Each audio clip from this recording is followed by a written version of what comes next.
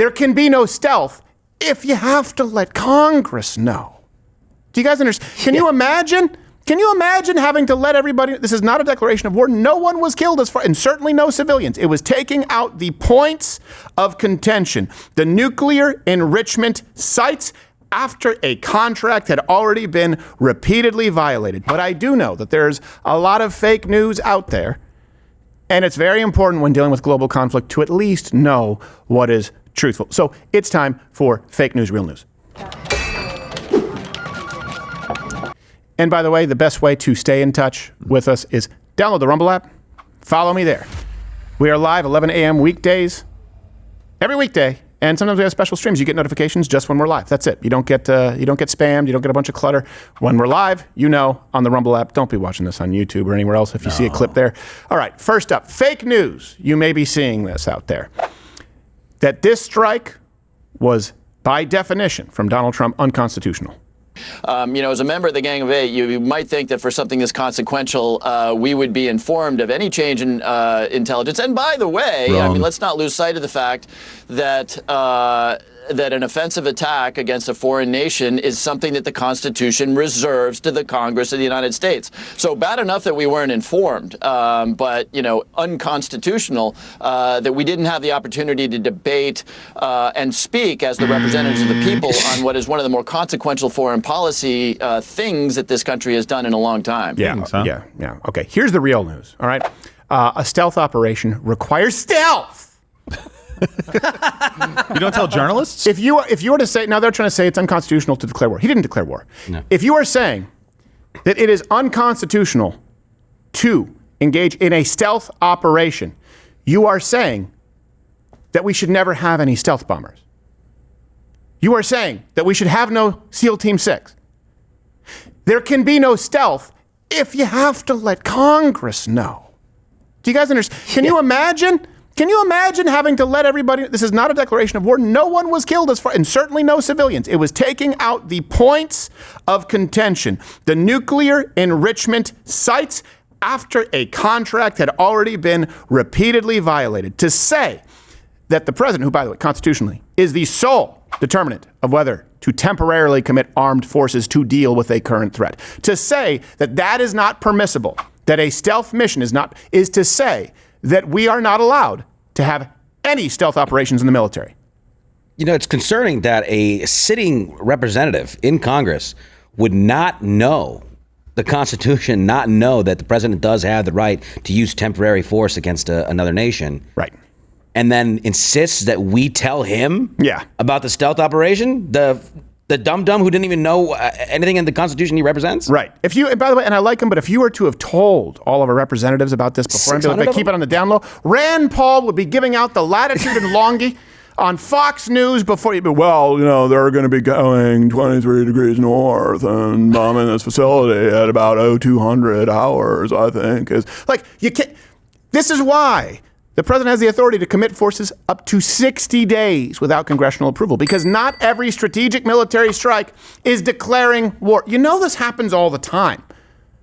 I would have a problem if we had declared war without congressional approval. Of course. That's not what happened. And people telling you that it's unconstitutional, well, they're selling you fake news. References, links in the description. Here's another stealth operation in the Middle East doesn't need Ilhan Omar's permission. Right. Yes. You can go tell your brother husband about it? No, thanks. Let me ask you, if you say it's unconstitutional, then you can no longer say that you believe you have traitors in our House of Representatives. Do you understand that? Because to say it's unconstitutional, that everyone needs to know, is to say, including people who we know are trying to subvert the United States of America, they need to know anytime there's a stealth operation, because they will tell the public. They will alert our enemy. That's also, I think, a big concern. The enemy is within. Yeah, they're making multiple arguments here. They're saying that it's unconstitutional, that you have to notify Congress, that Congress has to go through the process of declaring war. And then also what he's trying to shoehorn in is to say, hey, I'm part of the Gang of Eight, the people that you do tell on stuff like this typically. But I don't think you have to. That's the thing. So they're pivoting to any argument that they can find right now to try to paint Trump as bad, Trump as dictator. Look what he's dragged us into again. Right. He's dragged us into whatever it is that Iran wants to drag us into, and they have very little capability. Just to be clear. Stop, uncle, submit. We don't want to snap your arm. We will. We will. Here's the fake news. Another one that you're hearing and you're reading everywhere. Actually, and I can't believe that some people are saying this, but it is out there, quite a few. Actually, our strikes weren't even all that effective. This one strike, as impressive as it was militarily, no other nation in the world could do what we did yesterday, could be quite ineffective in setting back the Iranian program. It may even have accelerated. Fake news. Right, this morning, President Trump claims the U.S. strikes on Iran totally obliterated their nuclear facilities. But as the U.S. works to assess the extent of the damage, officials at the United Nations nuclear watchdog, the IAEA, says it's too soon to judge the extent of the damage, and they're not sure where Iran has stashed its stockpile of enriched uranium. Okay, here's the real news. Our strikes were effective. They were incredibly effective. They're as effective as any modern military strike that we can remember. Okay? Now, this is where Donald Trump gives them some ammo where he goes, it completely obliterated. Right. They have nothing at all. You could hear a rat piss out in cotton. But the truth is, What? if it's not perfect, doesn't mean it's ineffective. Okay? Yeah. Just to be clear, they are incredibly effective. Iran, we know, they no longer have the equipment to turn enriched uranium into functioning weapons. They are at least, meaning at a minimum, set back 2 to 5 years as far as their nuke program. Okay? That is not up for debate. Is it perfect? Do they still have some other stashes? Kinda, maybe. We don't know. But we know that what they need to turn what we were concerned about, enriched uranium, into nuclear weapons, doesn't exist anymore. Yeah. Almost sounds like these people don't want America to be successful at anything. Yeah, it's also under a mountain. I'm not sure exactly what you're going to look to see. Right. You know, I mean, it's not going to look like a destroyed building or something like that, but something at the very end of that I think we're all kind of glossing over this. The IAEA, this is one of the things they've come out and said, I think either today or over the weekend, is that they don't know where the enriched uranium is. That's kind of the point. That everybody making the argument that Iran was just doing this for negotiations and that we knew where stuff was and everything was under control until Big Bad Trump decided to go in and bomb them. We don't know exactly where it is. We're hitting a lot of different places to make sure. Iran is obviously not playing this game the right way. They're not negotiating in good faith, like you said. They're hiding stuff and not telling anybody about it. Why do you do that? Do you do that to negotiate? No. Yeah. You do that to develop a bomb. Yeah. Why do you hide them in mountains and why do you enrich them past the state where you're now in a category? There are only other countries with nukes who have uranium enriched to that degree. There's only two things you hide deep in a mountain. Okay, enriched uranium intended for nuclear weapons and one ring to rule them all. Yes. Yes. And I don't know which is worse. Those movies goes on for like 19 hours. They do. Sorry.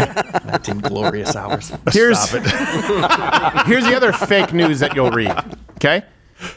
World War III, Russia, Pakistan, other countries are now allying with Iran. Our worst fears are coming true. Here's the real news. Bullshit. She said it best. Let me give you as to where this claim comes from. This claim, and here's the thing, you may read it in 50 places, and the sort of overwhelming nature that makes you think, like, oh, well, it must be true, comes from one source. And this happens a lot. Happens a lot. By the way, you guys kind of know, right? The same people who said, hey, there were no nuclear weapons. Well, right. That came from kind of one source. And that's why you're mad about it. And then it was amplified. Same thing here. A bunch of places saying Russia's involved. It's one. And it comes from former Russian President Dmitry Medvedev, putting this on X. A number of countries are ready to directly supply Iran with their own nuclear warheads. The problem is he's not the current president. He has no official role. And in its own official response, the Russian Foreign Ministry condemned the U.S., but offered pretty much no concrete support to Iran and actually said we should probably try and do this diplomatically. So Medvedev, no power, unofficial, said that. Here's official from Russia. We call for an immediate end to aggression and for stepping up efforts to bring the situation back onto a peaceful diplomatic track. Which war are they talking about? 3! No. World War III! Oh. And that is a magic number. I thought they're talking about their war. Their 3-year war. Okay, I see how it can be confusing. So Donald Trump actually just chimed in on True Social. If you want to read his response to this. The Russian Foreign Ministry? All right, let's see what Donald Trump just said. Hopefully it's, I you can't make see. it a Can you little zoom bigger, in a little guys? bit? Because I can't see it. It says, did I hear former President Medvedev from Russia casually throwing around the N-word? Nuclear. The N-word. Nuclear. I said nuclear. Nuclear. Soft on. This is why we all have news. Because shame on a nuclear who try to run game on a nuclear. I'll wet the trigger.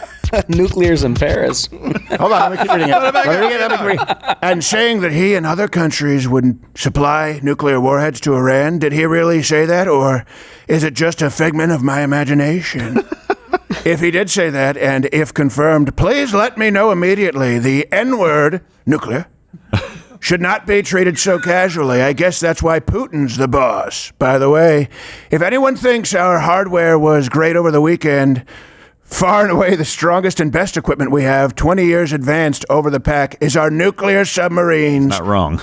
They're the most powerful and lethal weapons ever built, and just launched the 30 Tomahawks. All 30 hit their mark perfectly. So in addition to our great fighter pilots, thank you to the captain and the crew.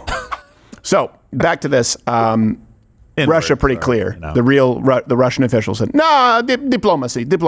And then when people say, and Pakistan, I don't know if you guys actually, again, it stems from one post from Pakistan.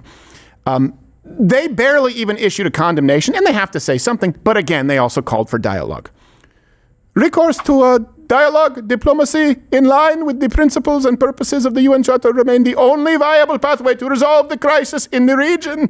Please. We need to keep our nukes for India. They poop in the streets. So, it's unconstitutional. No, it's not. So, it wasn't effective. It's incredibly effective. Other nations are jumping in for World War III. They've only said the opposite. Does it guarantee that they're not lying? No, of course not. I don't trust Pakistan, and I don't like them. And I don't trust Russia, and I don't like them. But they're saying, hey, game, set, match. Guys, start doing what you were supposed to do. Start doing what you're supposed to do. Yeah. You set the 60 days. You agreed to it. Stop playing games because this is not going to go anywhere well. Okay? That's where we are. Hey, do you like what you saw? I don't know how because it's on YouTube and we have to cut all the good parts out. So you should tune in live weekdays at 11 a.m. Eastern on Rumble. We can still speak freely and even use words like and gay and whoa.